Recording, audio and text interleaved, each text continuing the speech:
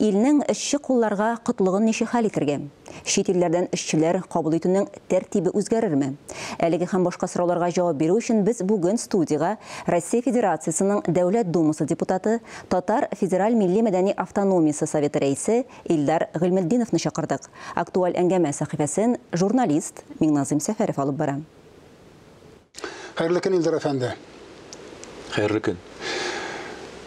Крокус-Ситидагы фаҗигадан соң безнең халыкта, бигрәк тә хөкүмәттәгеләр тарафыннан да кай вакытта, депутатлар тарафыннан да ишетәбез, читтән эшче куллар кертүне тыярга вакыт җитте, безнең үзебездә дә кеше җитәрлек дигән фикерләр яшая башлады. Менә бу мәсьәләгә депутатларның уртак бер фикере бармы? Һәм үзегезнең шәхси фикерегезне ишетәсем килгән. Бездә инде теге күп төрле фракциялар булганга, күп төрле партияләр үзләренең юнәлешләре буенча эшләгәнгә фикерләр төрлечә. Ләкин мин үзебезнең менә шәхси фикерне дә әйтәм, һәм безнең инде безнең аралашулар нәтиҗәсендә дә уртак бер фикер. Әгәр дә инде безгә үзебезнең кешеләр җиткән булса, без әллә кайчан инде аларны кертмәгән булыр идек. Кызганычка каршы, бүгенге көнне безнең экономикабыз төрле юнәлештә, төзелештә булсынмы ул, теге шәһәр хуҗалыгында булсынмы, анда гел роботлар гына чабып йөрми. Анда җыштырырга кирәк, анда авыр эшләрдә эшләргә кирәк, кара эшләрне эшләргә кирәк. Шуңа күрә без мәҗбүр рәвештә шушы читтән кертергә әзер. Мәҗбүр рәвештә. Әлбәттә, бу аларны кертү мәсьәләләрен кемнәр керә, ничек керәләр, таләпләрне, кем алар белән шөгыльләнә, ныклап карарга кирәк. Монсы ачык, без бу турыда инде күптән әйтеп киләбез, һәм тиешле юл картасы да булдырылган, һәм шушы юл картасы нигезендә без законнар кабул итәргә тиеш. Менә якын арада безнең керергә тиеш шушы илебезгә керә һәм чыга торган чит ил гражданнарын тәртипли торган федераль закон. Ул бик зур. Анда инде без аның проектын эшләгән вакытта бездә катнаштык дип әйтәсем килә. Аны хөкүмәт кертә безгә. Күп кенә мәсьәләләр шушы законда каралып һәм тәртипкә салыначак. Шушындый менә комплекслы бер караш бар. Әле мин барсында теге әйтеп бетермәдем, аның бөтен ничкәлекләре күп, ләкин бер кайчанда без ничектер теге менә бу теманы милләт ара бер-береңә, бер милләтне икенче милләткә начар итеп карашына җибәрмәскә кирәк дигән фикерне әйтәсем килә. Зинһар, моңа без барырга тиеш түгел.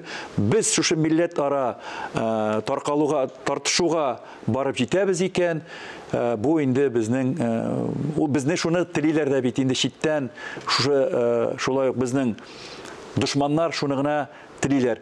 Бит шуннан шул ук илләрдән кергән гражданнарның безнең бүгенге милләт кешеләренең шул ук үзбәк, кыргыз, анда безнең Россия гражданнары да бар, шундый милләттә яшәгән. Аларның күбесе инде фәлән дистәләгән ел элек монда торып яшәгән. Советлар вакытыннан бирле яшәүчеләр бар. Без нәрсә хәзер аның милләтенә карап аны син шулар белән җинаять кыргансыз икән дип. Террорның һәм шундыйның аның теге җинаятьчеләрнең милләте юк. Аларны кем булуына карамастан, аларга карата нык каты чаралар кулланырга кирәк. Илдар әфәнде, кара эшләр дә эшләүчеләр аңлашыла инде, бездә кара эшләр эшләргә теләүчеләр юк дип әйтәбез, ким әз дип әйтәбез, ләкин караш түгел инженерлар, укытучылар да җитми бит әле бездә, менә президент миңа калса бер моның бу проблеманы хәл итүнең бер юлын күрсәтте шикелле. Бер профессия кешеләренә Мәскәүдә дә, Казанда да, Пермьдә дә бер төрле хезмәт хакы түләү турында. Бу кайчаннан тормышка аша башлаячак һәм бу гомумән мөмкин эшме? Мәскәүдә дә һәм бездә дә яки анда башка бер регионда да бер үк төрле хезмәт хакы түләү кыен булачак, чөнки Мәскәүдә сез уртача хезмәт хакы күп икәнен беләсез. Икеләтә бездә дә артык. Инде бездә мисал өчен шул ук башка регион миллионнарга караганда да артыграк. Бул инде беренче чиктә тигезләп булмый. Ләкин менә мисал өчен мин укытучыларны алам, мин укытучы буларак. Укытучы 18 сәгать өчен эшләгән өчен атнасын анда хезмәт хакын төрле җирдә төрлечә алалар. Ул бит инде шул ук кая булса да бездәме, Мәскәүдәме, анда Махачкаладамы шушы 18 сәгать эшләгән өчен хезмәт биргән, аның хезмәтгә түләве бер булырга тиеш. Шуңа күрә быел тагын жаңа программа китте, федераль программа.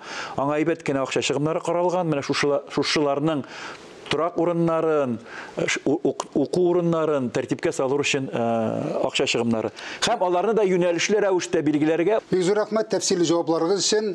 Ага табадан шайтырып, актуаль мәсьәләләргә сөйләшергә насыйп булсын. Рәхмәт. Бик зур рәхмәт. Сау булыгыз.